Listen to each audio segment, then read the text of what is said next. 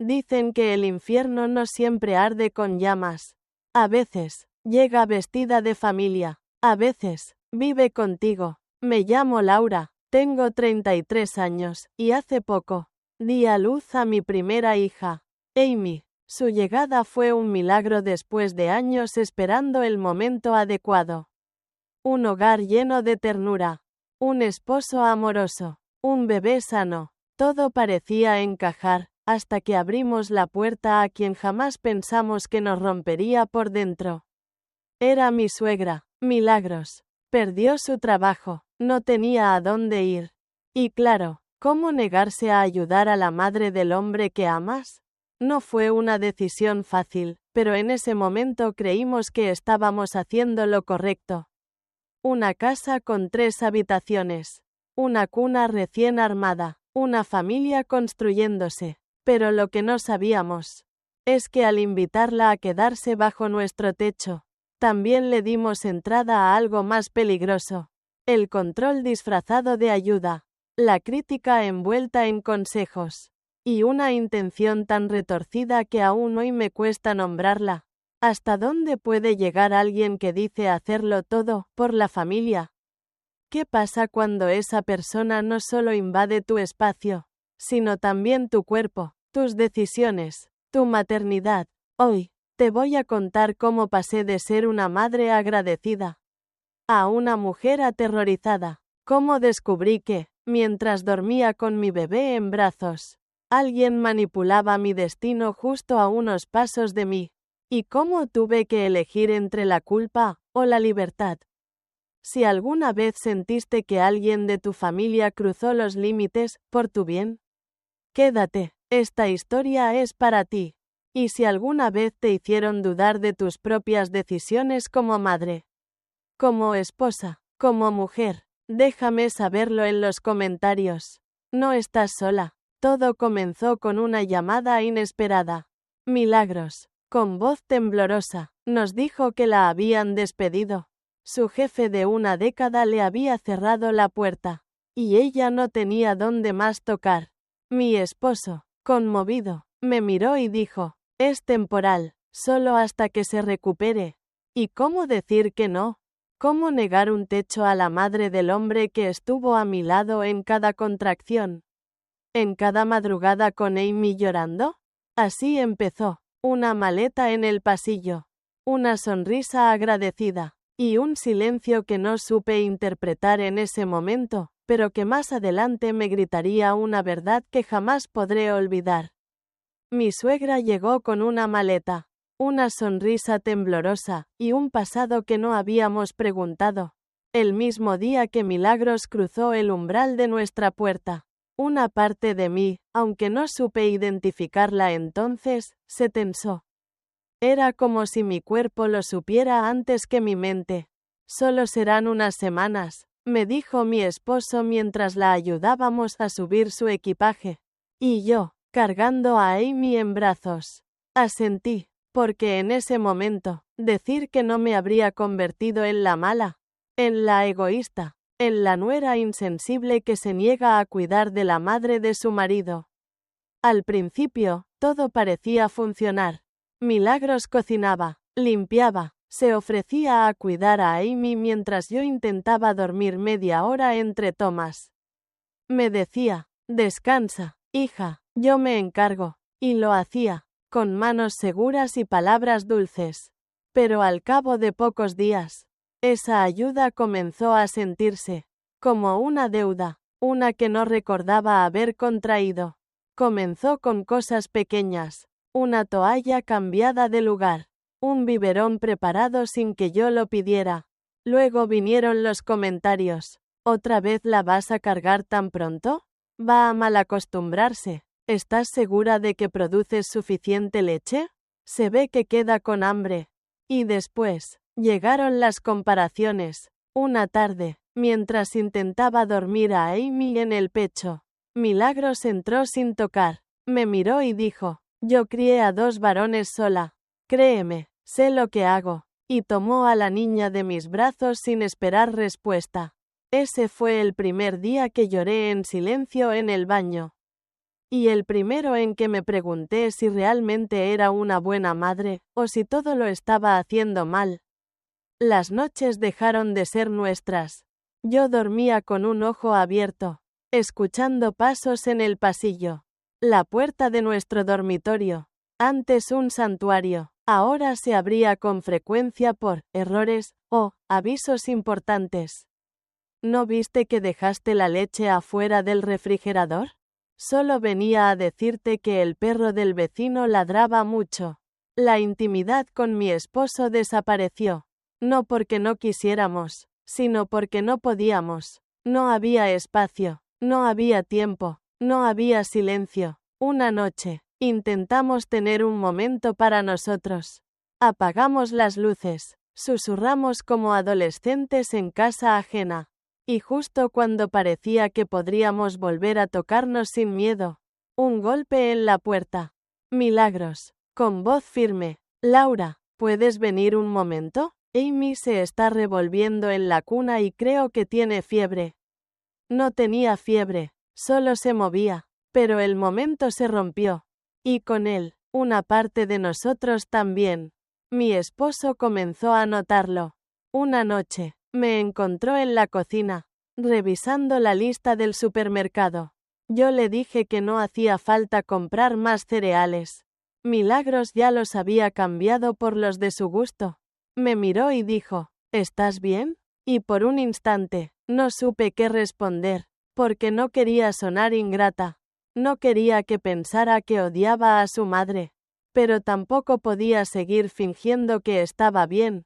Al día siguiente, él habló con ella, le pidió que respetara nuestros espacios, nuestras decisiones como padres. Ella lloró, dijo que solo quería ayudar, que estaba sola, que no tenía nada, y como siempre, lograba convertir el problema en culpa nuestra.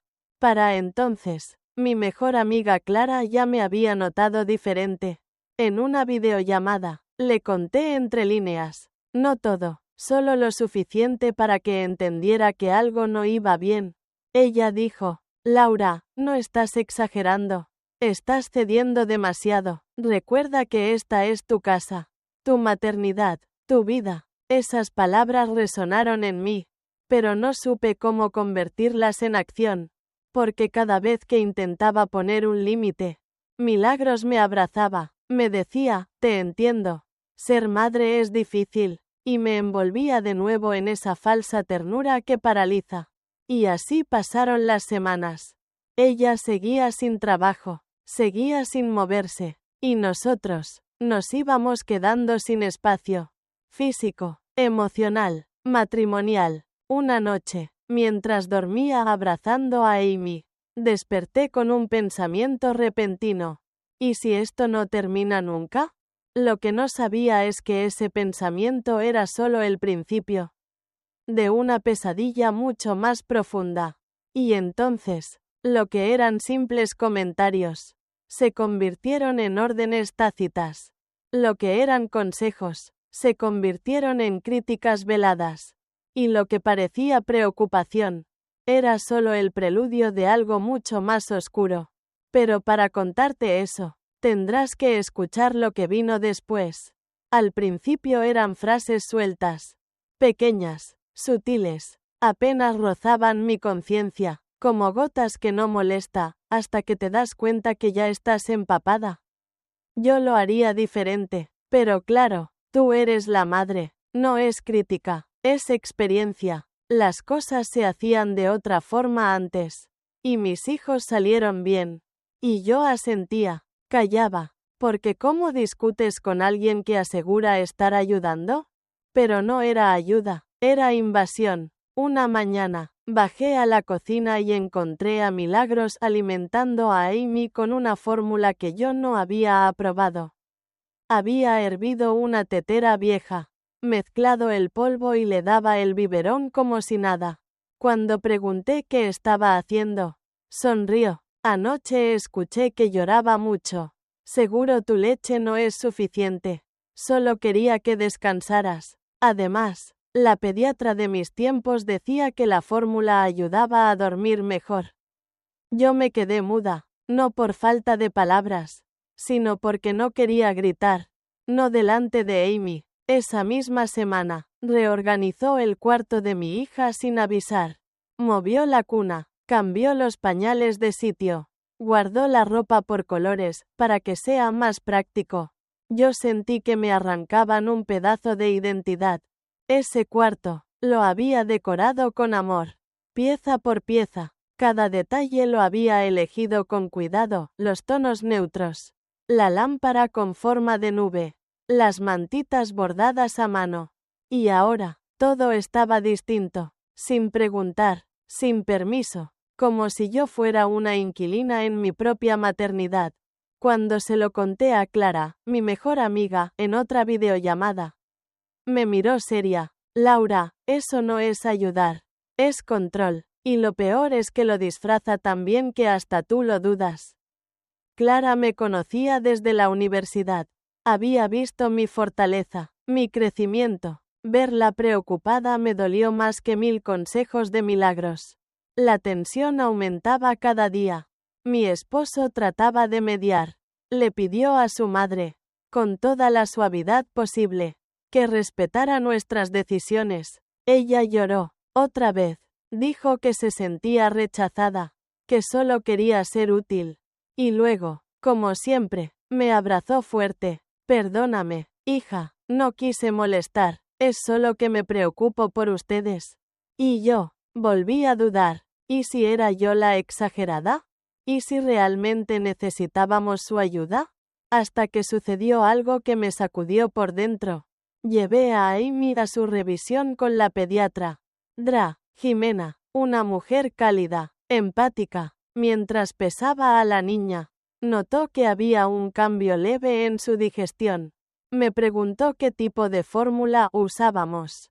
Y ahí, me congelé. No sabía qué estaba tomando mi propia hija.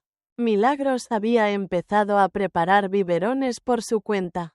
Sin avisar, sin registro. Jimena me miró con seriedad.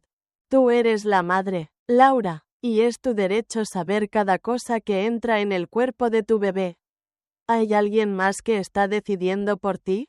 Salí de esa consulta temblando, y con una verdad que ya no podía negar.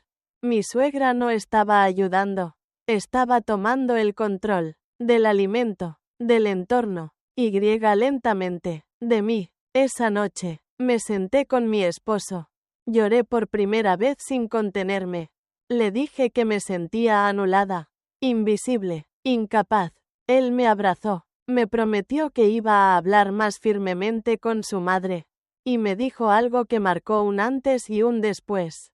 Tú no necesitas aprobación para ser madre, solo espacio y respeto, y yo me encargaré de que lo tengas. Y por un instante, creí que las cosas iban a cambiar, pero no lo hicieron. Milagros retrocedió por un día, tal vez 2. Luego volvió a aconsejar, a sugerir, a mejorar, y fue en ese ciclo de falsa calma donde algo aún más extraño empezó a pasar. Un nuevo síntoma, una nueva sospecha, un cansancio que no era de maternidad, era algo que crecía dentro de mí, y no lo sabía todavía, pero el mayor acto de traición ya se estaba gestando, literalmente, en mi cuerpo, porque no todas las guerras se libran con gritos, algunas se esconden en pastillas, en silencios, en decisiones robadas, y lo que descubrí, cambiaría mi vida para siempre.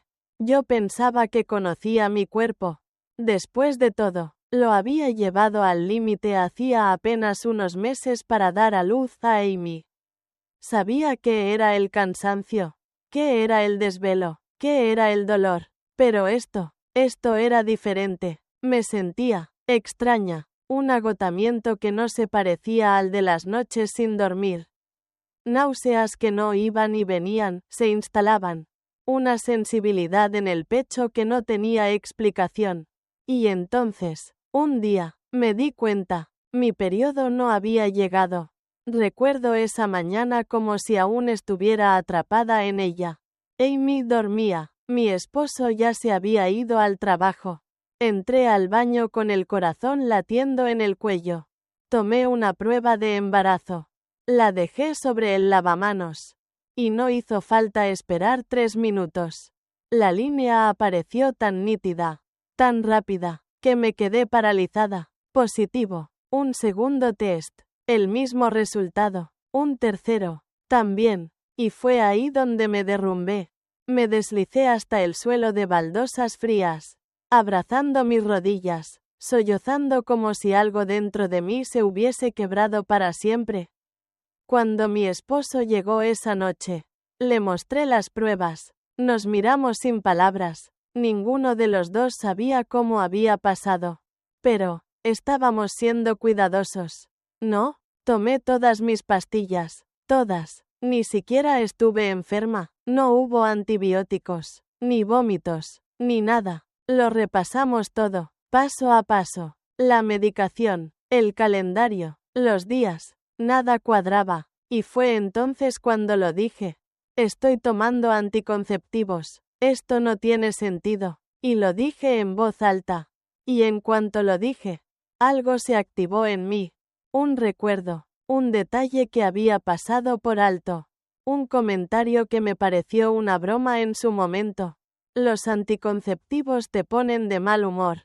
Laura, tal vez sería mejor dejar de tomarlos un tiempo. Palabras de Milagros. Otra. Amy necesita un hermanito, ahora que todavía estás joven y fértil. Y de pronto, mi mente hiló todo lo que había preferido ignorar. Fui al baño, abrí el gabinete, tomé el blister de pastillas.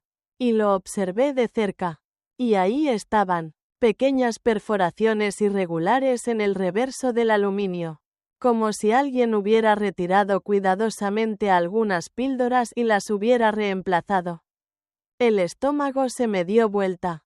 Las manos me temblaban. Salí del baño. Mi esposo me miró, y no hizo falta decir nada más. Él también lo entendió. Llamamos a Milagros al salón. Ella apareció sonriente, como si nada. Le mostré el paquete. Le pregunté, ¿tocaste mis pastillas, Milagros? Su rostro cambió. Primero sorpresa, luego indignación, después, algo que se parecía mucho al miedo. ¿Cómo se te ocurre decir eso? Estás insinuando que yo. Pero no se lo creía ni ella misma. Mi esposo intervino. Mamá, dime la verdad, por favor. El silencio fue tan pesado como el techo. Y al final, lo confesó, con voz entrecortada. Empezó a justificar lo injustificable. Yo solo pensé que un segundo bebé los uniría más. Con 2 niños, Laura necesitaría ayuda. No podrían echarme. Lo hice por ustedes, por la familia. Algún día me agradecerán. Algún día me agradecerán. Esas palabras me atravesaron como cuchillas. Me puse de pie, temblando de rabia. Tú no decidiste por la familia. Decidiste por mi cuerpo, por mi vida. Eso no es amor, Milagros. Eso es una traición. Mi esposo, con la voz firme, pero los ojos vidriosos, le dijo, mamá, te vas, hoy, ahora mismo. Ella cayó de rodillas, suplicó, gritó que no tenía a dónde ir. Lloró como si fuera la víctima. Pero esta vez, no hubo vuelta atrás. La echamos. Y por primera vez desde que todo empezó, el silencio en la casa fue real. Un silencio que dolía, pero que también liberaba. Esa noche, no dormí. Me quedé mirando el techo, sintiendo cómo la traición aún me latía en las venas. Y aunque aún no sabía qué iba a hacer con este embarazo, sí sabía una cosa. Esa mujer no volvería a tocar ni mi puerta, ni mi destino. Pero la historia no terminó ahí, porque lo más difícil no fue echarla, fue enfrentar lo que venía después. La reacción de la familia, las mentiras que Milagros empezó a esparcir, y la dolorosa certeza de que la traición más profunda puede tener el mismo apellido que tú. Nunca imaginé que tendría que justificar mi dolor, mucho menos ante personas que compartían mi apellido por matrimonio. Pero después de echar a Milagros, el teléfono no dejó de sonar. Primero fue la tía Rosa. Después, el primo Ernesto. Luego, una cuñada con la que casi nunca hablábamos. Todos preguntando lo mismo, con ese tono que no es pregunta, sino acusación. ¿Cómo pudiste dejarla en la calle? Solo quería ayudar. ¿De verdad fue tan grave lo que hizo? No puedes separar así a una madre de su hijo. Y ahí supe que Milagros había comenzado su guerra silenciosa. Una campaña de lástima, de medias verdades, de omisiones estratégicas. Contaba que la habíamos echado sin motivo, que yo era una madre inestable, que me negaba a escuchar consejos, que solo sugirió tener otro bebé, y que yo reaccioné con odio. Claro, omitía que había alterado mi medicación para forzar un embarazo sin mi consentimiento. Omitía que había manipulado nuestra vida con precisión quirúrgica.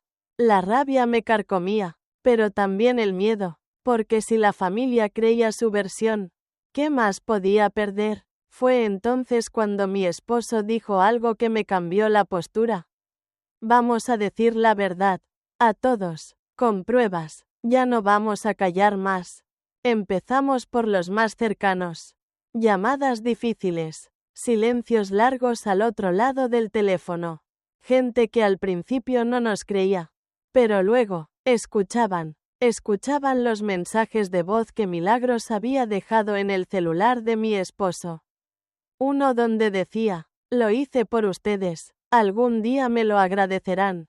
Sé que Laura está alterada ahora, pero cuando vea que necesita ayuda con 2 niños, entenderá. El impacto era inmediato. Silencio. Luego un suspiro. Luego, Dios mío, Derek, el hermano menor de mi esposo.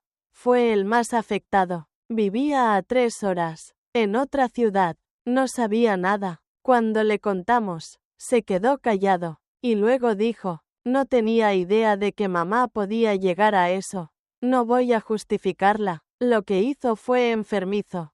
Fue el primero en defendernos ante el resto de la familia.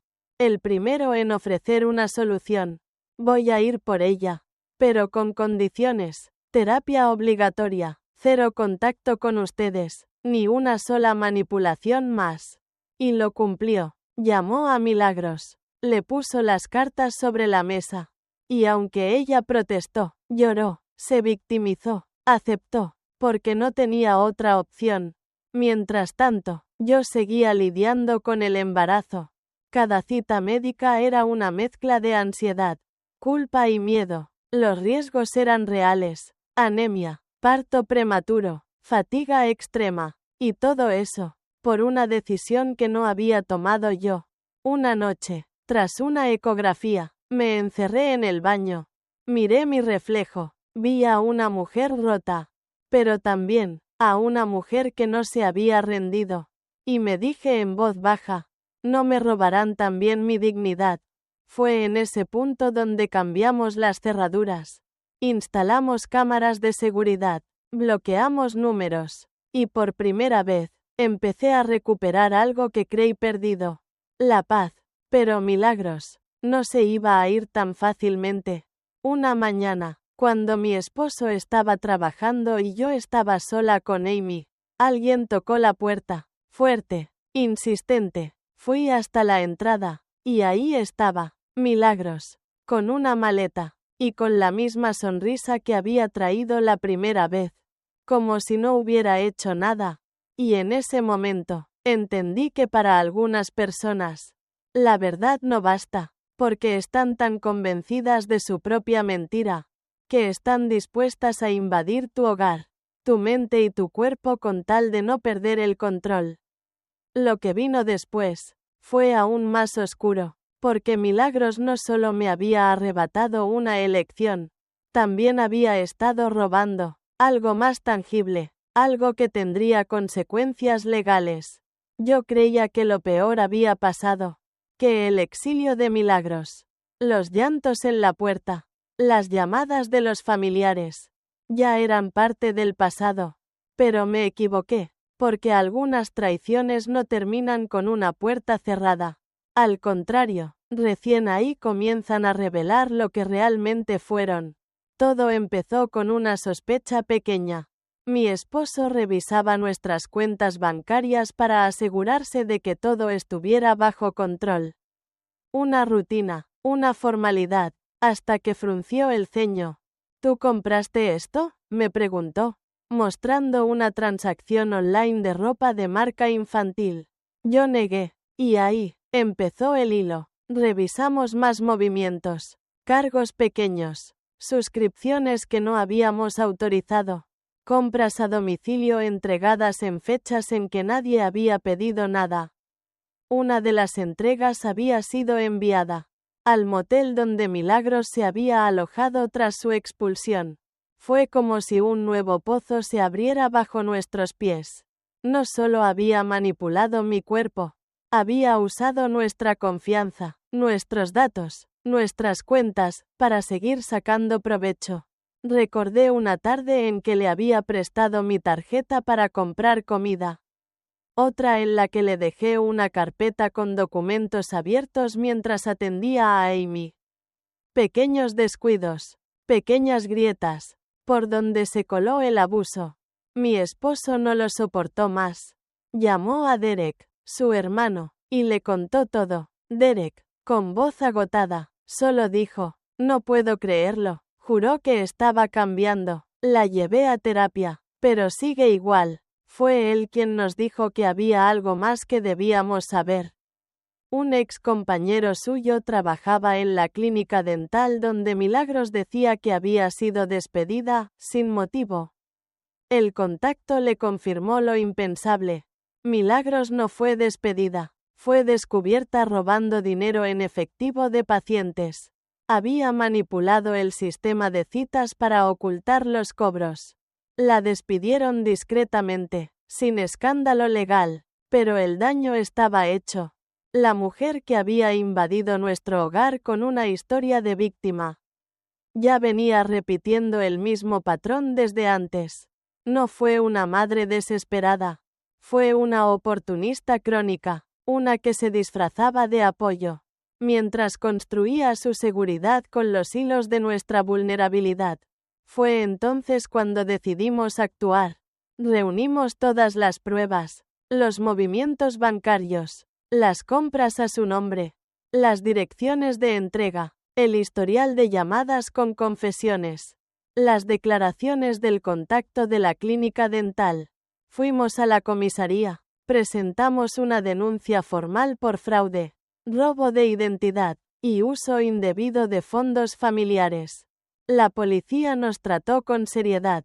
Tomaron nota, recopilaron pruebas, incluso comenzaron a cruzar información con las empresas proveedoras.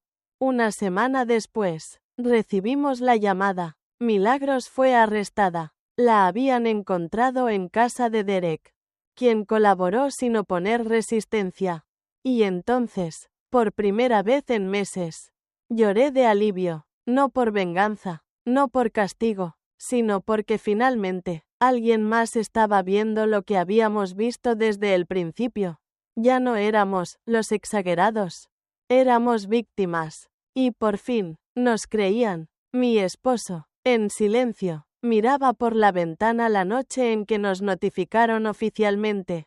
Le temblaban las manos. Yo me acerqué. Él dijo, con la voz rota, es mi madre, pero ya no sé quién es. Y yo le respondí, lo importante no es de dónde vienes, es a quien eliges proteger. Ahora, esa noche, dormimos por primera vez sin pesadillas. Pero aún quedaba un largo camino. El juicio, la presión emocional, y sobre todo, mi embarazo, porque a pesar de todo, dentro de mí crecía una vida, una consecuencia de la traición, pero también una nueva oportunidad de sanar. Y en medio de todo ese caos, comprendí que la justicia no siempre llega con castigo. A veces, la verdadera justicia es marcar límites. Es aprender a decir, hasta aquí, aunque duela. Es reconstruirte, aunque el espejo ya no te devuelva la misma imagen. Y justo cuando creía que no podía más, empezó el renacer. Nunca imaginé que, justicia, doliera tanto.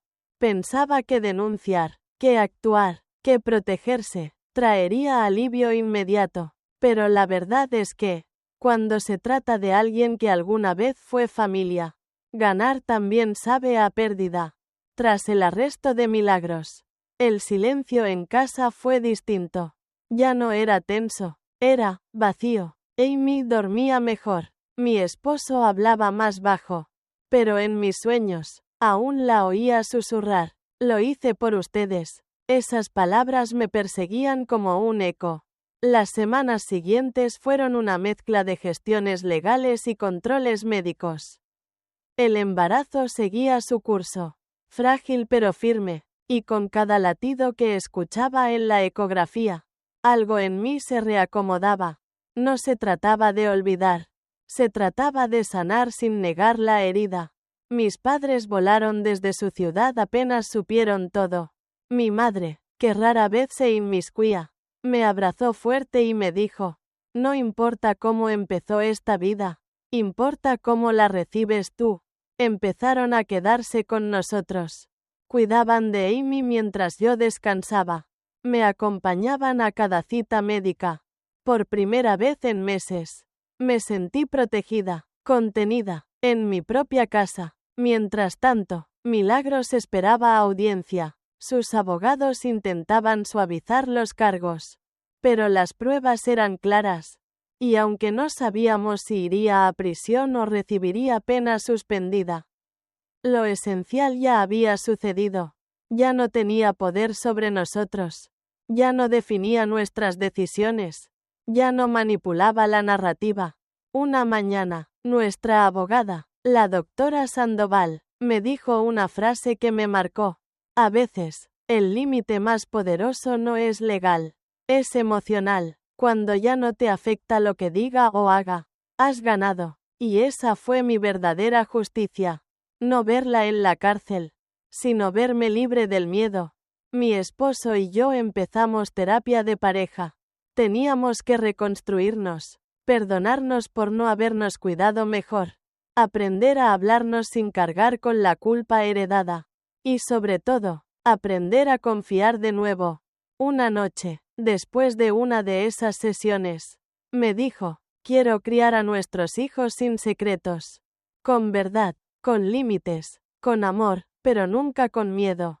Y supe que, aunque el camino fuera largo, no lo caminaría sola. El día que di a luz, fue una tormenta, lluvia, viento, tráfico, pero en la sala de partos, rodeada por mi esposo, una dulce partera llamada Estela y una enfermera que me sostenía la mano. Sentí una calma que no había sentido en mucho tiempo.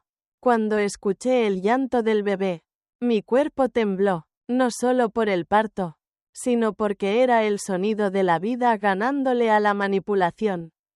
De la esperanza venciendo al control. Sostuve a mi hijo en brazos. Sí, el hijo de una traición. Pero también, el hijo de mi resiliencia.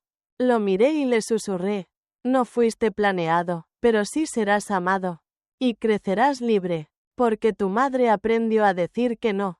Y a protegerte, incluso antes de conocerte. Volvimos a casa, los cuatro, Amy, el bebé, mi esposo y yo. Y al cerrar la puerta, ya no sentí miedo. Sentí que era nuestro hogar otra vez. Nuestro espacio. Nuestra historia. Esta no es una historia perfecta. Tampoco es una historia feliz. Pero sí es una historia real. Una historia de límites. De heridas que enseñan. De decisiones que duelen, pero salvan. A ti, que estás viendo esto. Si alguna vez alguien te hizo creer que amar es aceptar lo inaceptable, recuérdalo, el amor nunca se impone. Y tú tienes derecho a protegerte. Déjame en los comentarios. ¿Hasta dónde perdonarías tú a alguien de tu familia? ¿Crees que se puede sanar del todo después de una traición tan profunda? Porque a veces, compartir la herida, es el primer paso para dejar de sangrar.